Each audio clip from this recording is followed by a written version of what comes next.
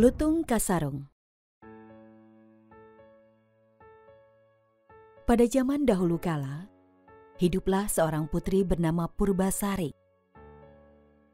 Dia merupakan anak bungsu dari Prabu Tapa Agung yang merupakan raja kerajaan Pasir Batang. Purbasari memiliki 6 orang kakak perempuan, yaitu Purbararang, Purbadewata, Purbaendah, Purbakancana, Purbamanik, dan Purbaleuih. Purbasari sangat baik sifat dan kelakuannya. Dia lembut, manis budi, dan suka menolong. Siapapun juga yang membutuhkan pertolongan, dengan senang hati dibantunya. Selain hatinya yang elok, Purbasari juga memiliki paras yang cantik dan rupawan. Setiap orang yang melihatnya pasti jatuh hati pada pandangan pertama. Sayangnya, kecantikan dan kebaikan hati Purbasari tidak sama dengan kakak sulungnya Purbararang yang berperangai sangat buruk. Walaupun cantik, Purbararang sangat kasar, sombong, kejam, dan iri hati terhadap siapapun juga.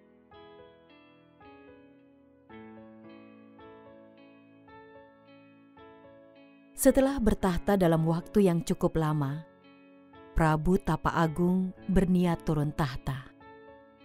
Telah dipikirkan masak-masak bahwa untuk melanjutkan kepemimpinannya, dia akan menunjuk Purbasari. Sang Prabu telah mengamati selama puluhan tahun bahwa Purbasari adalah sosok yang paling pantas menggantikannya, bukan Purbararang, walaupun Purbararang adalah anak sulungnya. Pemikiran dari sang Prabu yang bijaksana ini, terutama karena sifat dan perilaku anak sulungnya yang buruk. Prabu Tapa Agung khawatir jika Purbararang menjadi raja, maka ketentraman dan kedamaian kehidupan rakyat akan terganggu dan bahkan menjadi rusak akibat kepemimpinan Purbararang yang memiliki sifat sangat buruk. Di hadapan seluruh pembesar kerajaan dan juga ketujuh putrinya, Prabu Tapa Agung menyerahkan tahtanya kepada Purbasari. Prabu Tapa Agung lantas meninggalkan istana kerajaannya untuk memulai hidup barunya sebagai pertapa. Sementara Purbararang sangat marah luar biasa mendapati tahta kerajaan Pasir Batang diserahkan kepada adik bungsunya, bukan kepada dirinya. Maka berselang 1 hari sejak penobatan Purbasari menjadi ratu kerajaan Pasir Batang, Purbararang menghubungi Indrajaya tunangannya. Keduanya kemudian meminta bantuan nenek sihir untuk mencelakai Purbasari. Nenek sihir jahat memberikan boreh atau zat berwarna hitam yang dibuat dari tumbuhan kepada Purbararang. Nenek sihir itu berkata, "Semburkan boreh ini ke wajah dan seluruh tubuh dari Purbasari."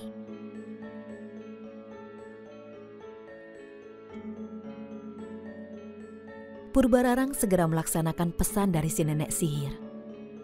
Boreh itu disemburkan ke wajah dan seluruh tubuh Purbasari.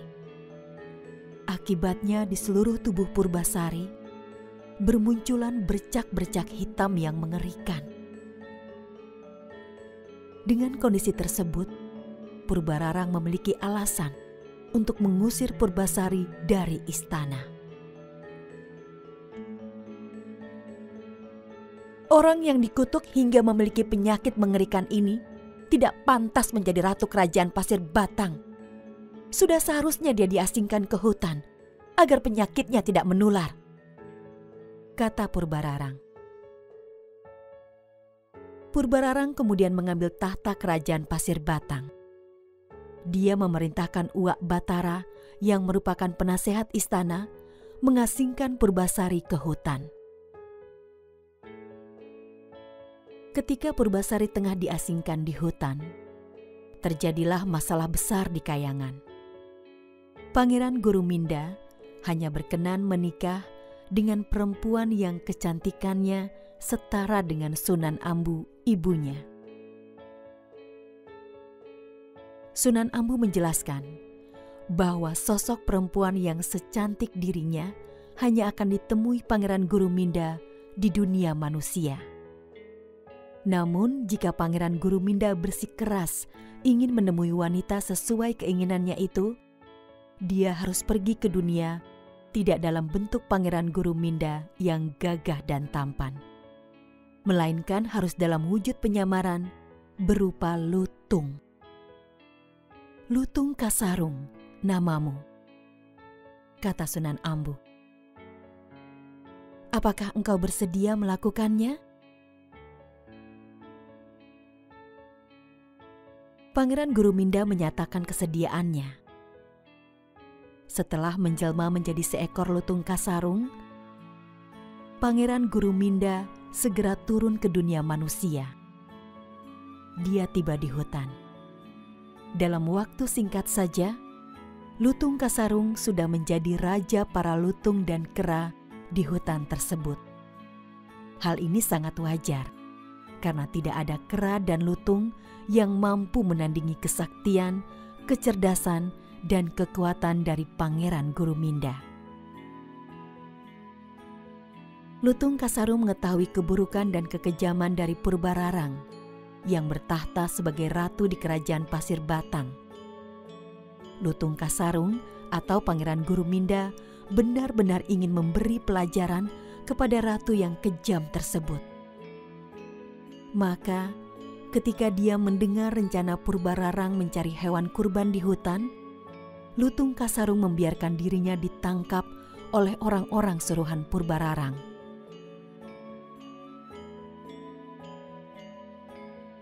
Sebelum dijadikan hewan kurban, Lutung Kasarung tiba-tiba mengamuk dan menimbulkan kerusakan di istana Pasir Batang. Para prajurit kerajaan Pasir Batang yang berniat menangkapnya dibuat tidak berdaya. Kalang kabut semua yang berniat meringkusnya.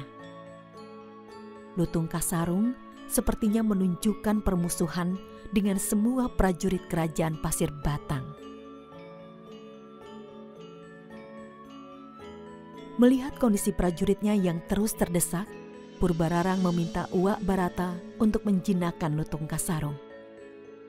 Anehnya, saat Uwak Batara maju ke medan laga, Lutung Kasarung seperti tidak berniat menyakiti Uwak Batara. Bahkan saat Uwak Batara menangkapnya, Lutung Kasarung tidak melawan. Purbararang segera meminta Uwak Batara membuang Lutung Kasarung ke hutan di mana Purbasari diasingkan. Dia menghendaki Purbasari tewas di mangsa Lutung Kasarung yang dianggapnya sebagai hewan buas. Uwak Batara lengser yakin bahwa Lutung Kasarung bukanlah hewan biasa. Oleh karena itu, dia memberikan pesan kepada Lutung Kasarung saat mereka bertemu Purbasari. Lutung, putri yang saat ini ada di depanmu adalah putri dari Prabu Tapa Agung. Ia adalah putri yang baik hati dan seharusnya menjadi ratu kerajaan Pasir Batang. Hanya karena kekuatan jahatlah dia diasingkan dan tersingkir ke hutan ini. Oleh karena itu, hendaklah engkau menjaga junjungan kami ini.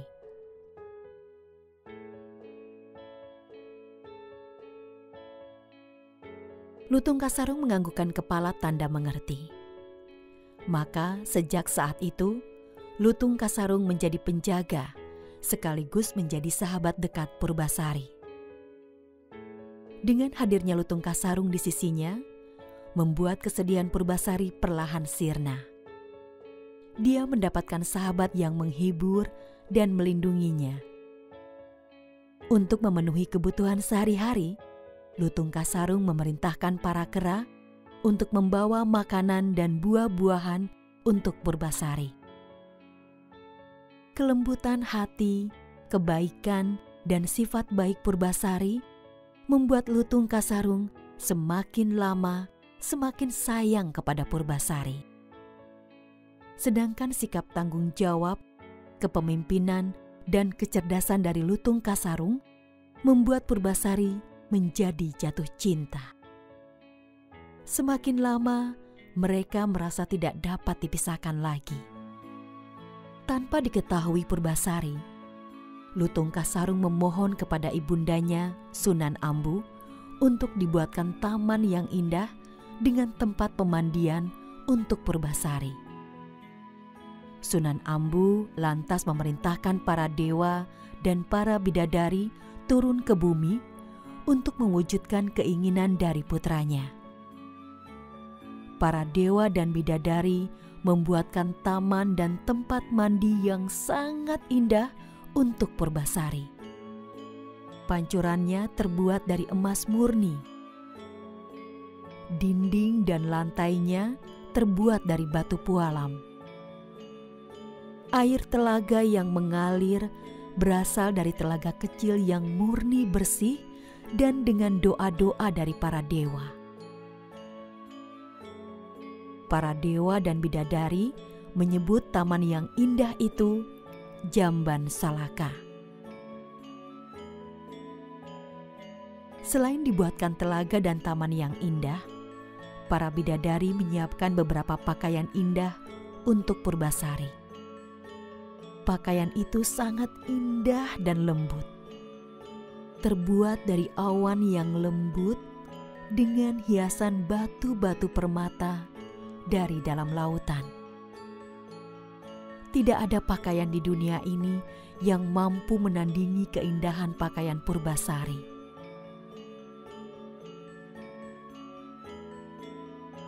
Pada saat melihat telaga dengan pancuran yang indah, Purbasari segera berniat mandi untuk membersihkan diri. Pada saat itulah boreh kutukan yang menempel di wajah dan tubuhnya perlahan sirna. Kecantikannya telah kembali. Lutung Kasarung yang melihat hal tersebut menjadi terperangah. Tidak menyangka orang yang selama ini disayangi ternyata wanita yang sangat cantik mempesona.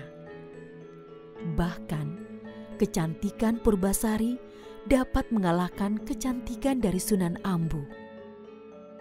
Lutung Kasarung dan Purbasari sangat senang dengan keadaan ini. Walaupun Purbasari telah kembali ke wujudnya yang cantik rupawan, kasih sayang Purbasari terhadap Lutung Kasarung tidak berkurang, malah bisa dikatakan semakin bertambah. Kabar mengenai kembalinya kecantikan Purbasari didengar Purbararang. Purbararang tidak percaya dengan berita ini. Dia masih percaya diri karena tahu bahwa boreh yang disemburkan kepada Purbasari mengandung kutukan yang sangat jahat dan kuat. Purbararang lantas mengajak tunangannya untuk melihat kebenaran berita tersebut. Betapa kagetnya dia melihat Purbasari telah kembali ke sosoknya yang cantik rupawan. Purbasari terlihat semakin mempesona dengan balutan pakaian dari para bidadari. Purbararang khawatir telah kembalinya kecantikan adiknya Purbasari akan mengancam tahta yang saat ini dikuasainya. Dia pun memutar otak mencari cara untuk kembali menyingkirkan adiknya tersebut. Bahkan kali ini dia berniat menyingkirkan Purbasari untuk selama-lamanya. Purbararang lantas menantang Purbasari untuk beradu panjang rambut. Katanya, "Jika rambutku lebih panjang dibandingkan rambut Purbasari, maka leher Purbasari harus dipenggal algojo kerajaan." Purbararang menelan kekecewaan yang besar setelah terbukti Rambutnya yang sebetis kalah panjang dengan rambut Purbasari yang sepanjang tumit. Purbararang sangat malu mendapati kekalahannya. Untuk menutupi kekalahannya, Purbararang mengemukakan tantangan baru untuk Purbasari. Tidak tanggung-tanggung, tantangan ini diucapkan di depan seluruh masyarakat Kerajaan Pasir Batang. Dengan suara lantang agar didengar warga masyarakat, Purbararang berkata, "Jika wajah tunanganmu lebih tampan dibandingkan wajah tunanganku, tahta Pasir Batang akan kuserahkan kepadamu. Namun jika sebaliknya, maka engkau hendaklah merelakan lehermu di penggal algojo kerajaan." Purbasari paham, dia tidak akan mampu menang pada tantangan kali ini. Namun cintanya kepada Lutung Kasarung membuatnya tegar. Dia menggenggam tangan Lutung Kasarung. "Aku mencintaimu dan ingin engkau menjadi suamiku," ucapnya kepada Lutung Kasarung. Air mata berlinang mengalir di kedua pipinya. Lutung Kasarung balas menggenggam tangan Purbasari. Kemudian mengusap air mata di pipi putri cantik jelita itu. Purbararang tertawa terbahak-bahak.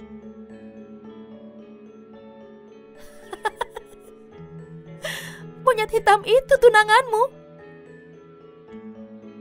"Iya," jawab Purbasari lantang dan mantap. Sebelum Purbararang memerintahkan algojo untuk memenggal Purbasari, Lutung Kasarung tiba-tiba duduk bersila dengan mata terpejam. Mulutnya terlihat komat kamit.